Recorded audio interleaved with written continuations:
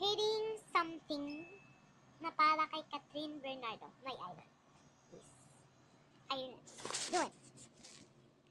Si Catherine nasakang. Ayan, ang layo na ng narating ng legs niya. Kamusta naman yung perfect legs mo? May narating na ba yan? Si Catherine na pabebe, ayun, pinupuri ng mga veteranong artista dahil sa pag-acting niya. May mga awards pa. Si Catherine na may bad attitude, ayun, siya yung ang nagpapaaral sa mga anak ng trabahador nila. At wala siyang balak imidya yan. Sana lahat ng tao katulad niyang may bad attitude. Si Catherine na retokada, ayun, walang pinagbago yung muka. Si Catherine na snubbers, ayun, lagi nakikipag-bonding sa iba, on and off cam. Mabait kasi siya daw. Si Catherine na maitim, ayun, palagi nakakasama sa most beautiful faces. Si Catherine na malandi, ayun, hanggang ngayon wala pang issue nor scandal. Sana lahat ng babae malandi na lang kagaya ng sa kanya. Si Catherine na pangit ang boses, ayun, may album na sold out. At may upcoming concert pa. Eh, yung napakaganda mong boses, hanggang banyo na lang ba? For Daniel naman. For Daniel. Asa na tayo? Yan. Si Daniel na mayabang, ayun, isa sa kahinaan niya ay yung matatanda. Kahit wala siyang dalang pera, basta may matandang manghihingi pa talaga siya sa kasama niya, may maibigay lang. Bait ng DJ ko. Sayon? Yeah! Ang yabang, no? Sana katulad niyang mayabang yung maging boyfriend niyo.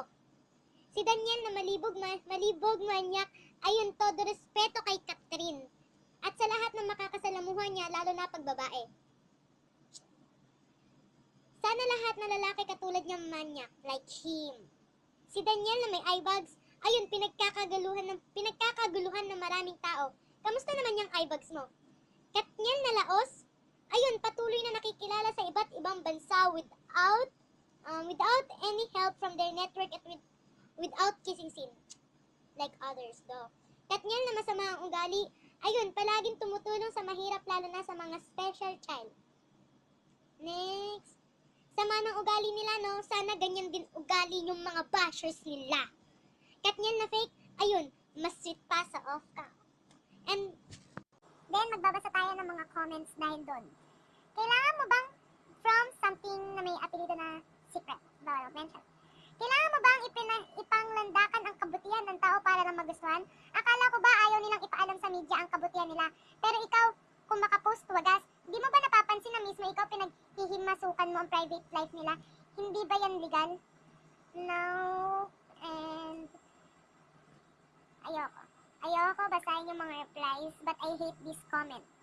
Next, from someone, wow, solid Katniel, tama na kasi, pambabash nyo, wala naman kayong napapala dyan.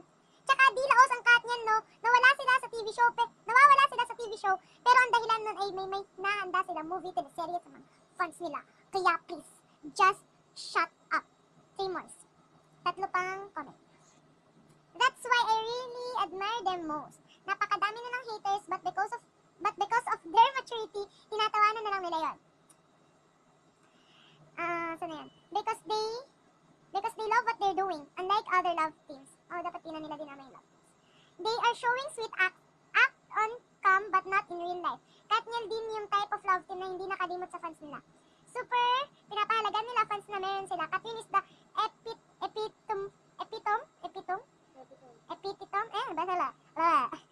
perfection. She is so smart, yet so talented. She can act like a pro and paint different visualization. Bagay na bagay sila ni DJ Ko. DJ nyo, DJ natin lahat. Si DJ na may magandang kalooban, as Tita Carla said. That's why I love them so much. Team Katniel for the win.